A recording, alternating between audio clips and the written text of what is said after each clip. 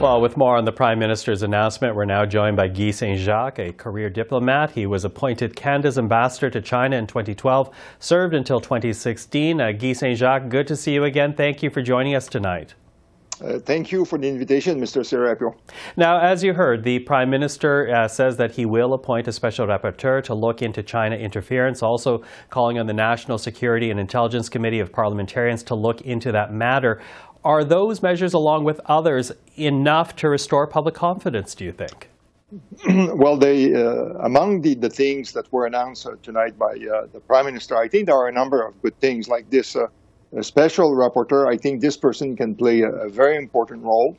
I would note that, in fact, in Australia, that position was created 5 years ago. And similarly, in Australia, they created a registry 5 years ago.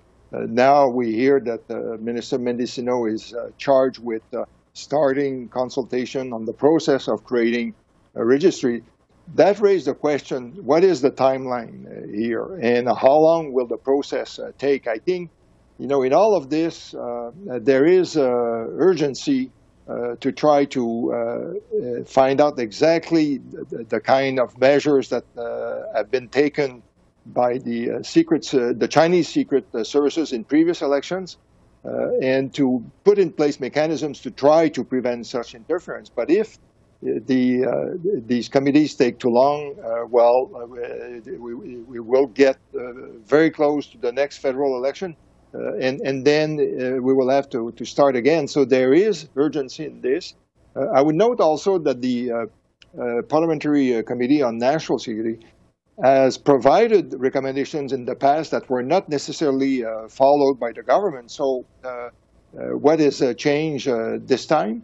The other problem when you look at all these announcements, and if you read also what Maurice Rosenberg said in his report, in fact, we have a plethora of mechanisms, of parliamentary committees, of public officials, and it's starting to get a bit confused, and it raised the question, who is in charge? And in this case, I think that for all those reasons, I don't think that the opposition will be satisfied, and we can expect that there will be many more questions asked in the House of Commons in coming days. I'm wondering, as you list those things out, and as you say, a number of different committees and officials at work at this point to try to answer questions around Chinese interference, does that, I guess at this point, confused system embolden Chinese officials to continue what they've been doing?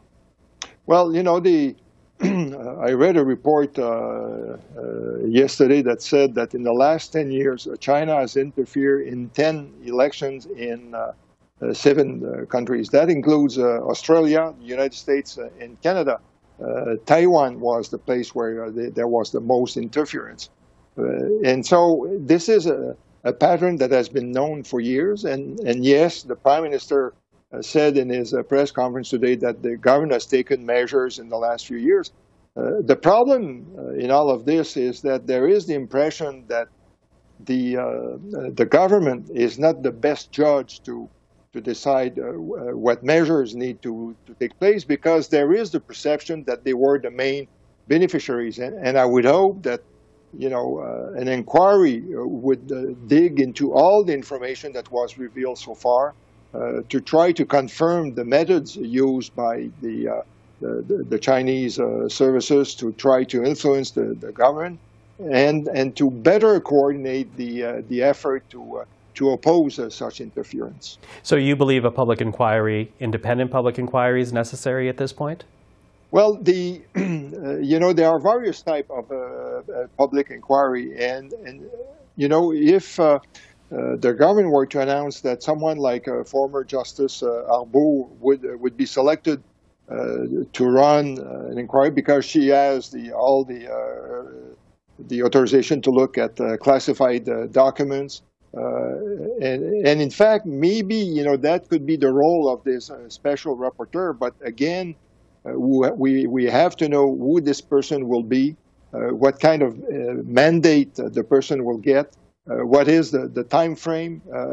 And you know, the Prime Minister's tasked the parliamentary committee to look into foreign interference. In fact, the problem here is Chinese interference. Yes, there are other countries that intervene.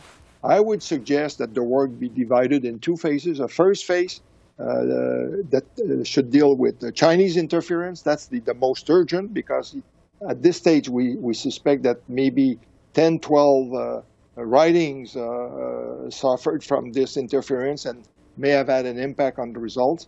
We have also, the Prime Minister announced that there would be $5.5 million to counter disinformation. I think the government itself has to be a lot more involved to convey its messages on, especially on Chinese social media like WeChat.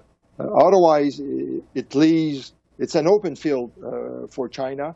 And you know, we have to realize that China knows very well the vulnerabilities of our electoral system. One last thing also that Mr. Trudeau could announce is that from now on, the Liberal Party, when it's time to select a candidate in a riding, will limit the voting to Canadians, because we have learned that in the case of Mr. Han-Dong, in fact, the Chinese consulate organized buses of Chinese students to go to vote at that assembly. The only proof that they needed to provide was a proof of residence in the riding. Well, imagine an easier way than that to influence the course of an election or the selection of a candidate. Well, we are certainly watching, especially with the reaction to all of this announcement being made late tonight. We'll watch for the reaction tomorrow. But Guy Saint-Jacques, for tonight, thank you very much for the time. Thank you very much.